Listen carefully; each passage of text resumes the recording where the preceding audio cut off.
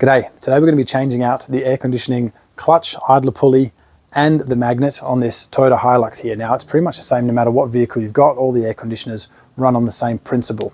So I've got a noisy idler bearing here, so I'm changing out the idler pulley for that reason. But if you've got a faulty magnet or your clutch isn't pulling in or engaging for your air conditioning, this could be the problem. I'll show you how to remove it and replace it. So here are all the parts we're going to change out today. We have the clutch, which is basically a sprung disc. We have an idler pulley, which is driven by the engine at all times. And here on the right, we have a magnet, which is static, but is designed to pull in the clutch when we turn the air conditioning on.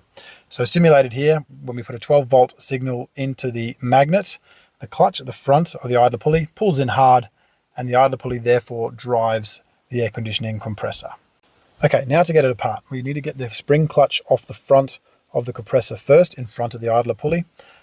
Without it engaged, you can't undo it. You can see here the M10 socket is just turning the whole compressor. So I've powered it up with a pink wire here just to engage the clutch. It's got enough friction for us to undo the bolt. Otherwise, you can also grab it with a pair of multi-grips like this.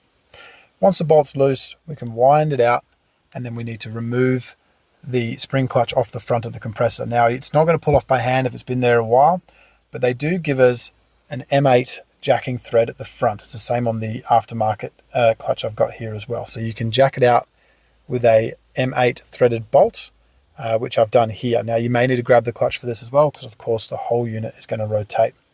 Very careful when you get it off. This here is a spacer to keep the clutch from dragging on the front of the idler pulley. You need to refit that spacer. You may even need to space it more. I did. Once you get all that off, you can see here we have a circlip holding everything on.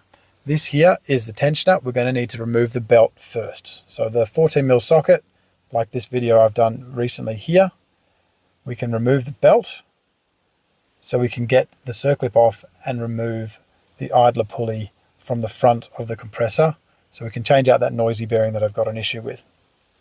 Now we've got the circlip out here. Just a pair of right angled external circlip pliers will do the job nicely.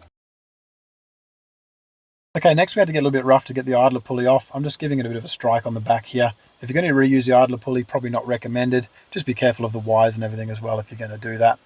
The magnet itself is doweled in position so the wires are in the correct spot, and it's got a circlip holding it on. If you need to change it, just take the circlip off and slide it off. I'm going to reuse mine. It works okay.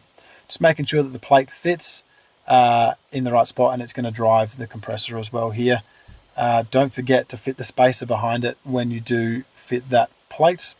Idler pulley here with the new bearing in it has an accommodation for the magnet. You can't really get it wrong. Just slide it on, and then we'll go ahead and fit the circlip that holds it in place, and just make sure the circlip's in the groove correctly and everything's exactly where it should be. When we fit the clutch plate, like I said, don't forget the spacer. I actually had to fit an extra spacer because it wasn't quite in the right spot with this aftermarket unit. You need enough space so it'll idle without touching the idler pulley, and it'll pull in when you need it to. Put the belt back on here, and I've powered up the magnet so we can go ahead and tighten the bolt. Just nip it up, nothing too tight.